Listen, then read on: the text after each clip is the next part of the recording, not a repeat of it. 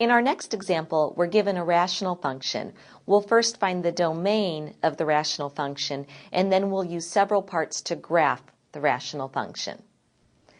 So we have f of x is equal to x plus 1 over x squared plus 2x minus 3. So first, let's talk about the domain. In order to find the domain, we need to let x equal any real number except values that make the denominator 0. So let's set the denominator equal to 0 and solve. And we can factor this. X plus 3 times x minus 1 equals 0.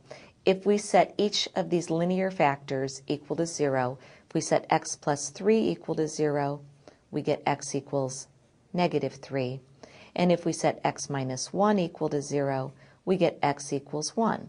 So therefore, we can say that we can let the domain be the set of all x such that x cannot equal negative 3 or positive 1. Any other real number is okay.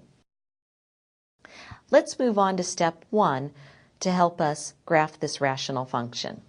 I'm going to rewrite f of x in its factored form as x plus 1 over x plus 3 times x minus 1. Now in step 1, we want to see whether we have any symmetry.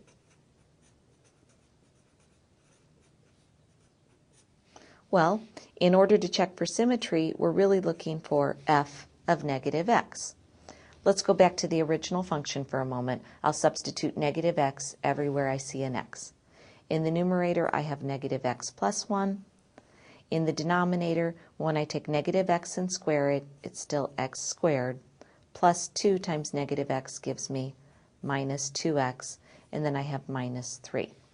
This is definitely not the same thing as my original function. It would be the opposite if each and every term were the opposite, and I don't have that case either. So we can say that there's no symmetry here. Let's move on to step 2 and see if we have a y-intercept. We can always find a y-intercept by letting x equal 0, or in other words, finding f of 0.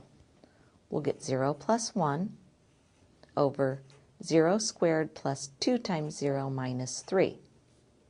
That simplifies to 1 over negative 3, or negative 1/3. Now let's see if we have any x-intercepts in step 3. We can always find any x-intercepts just by setting our numerator here equal to 0. So we'll have 0 equals x plus 1.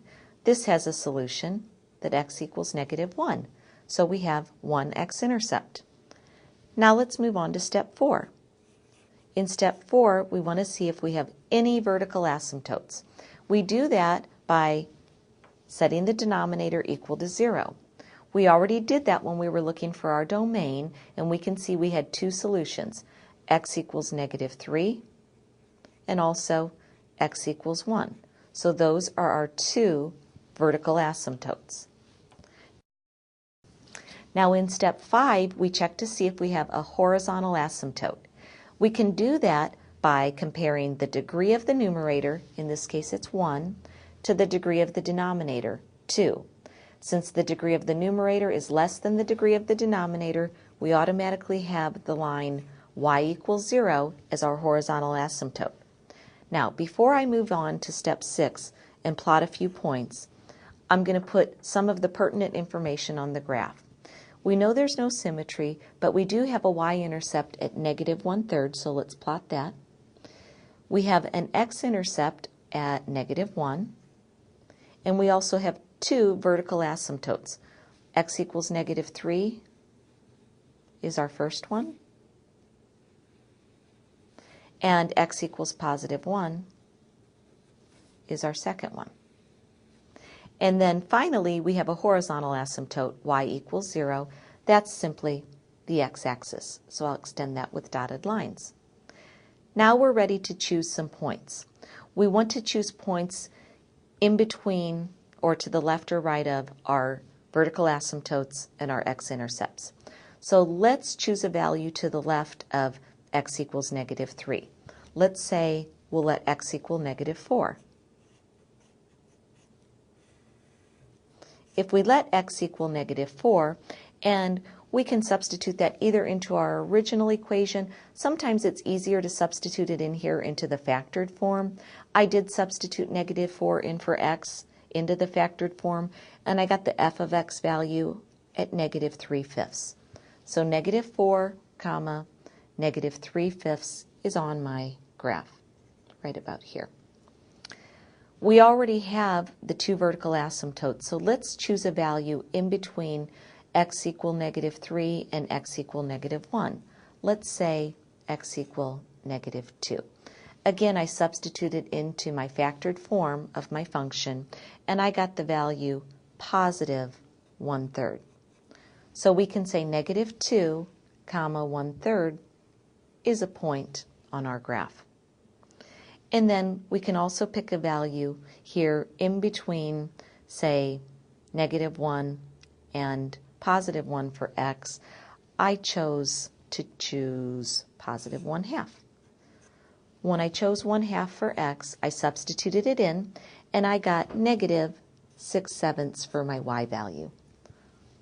So at 1/2, I was down about negative 6/7. And then we can choose one more value to the right of this vertical asymptote. I let x equal 2. When I substituted 2 into my function, I got the value of positive 3/5. So let's plot that. 2, 3/5. Now we're ready to draw our sketch. We know that the graph will tend toward the asymptotes, so I can sketch it in here. And then in between the two vertical asymptotes, I can make a sketch. And then finally, to the right of my last asymptote. And here's a sketch of the function.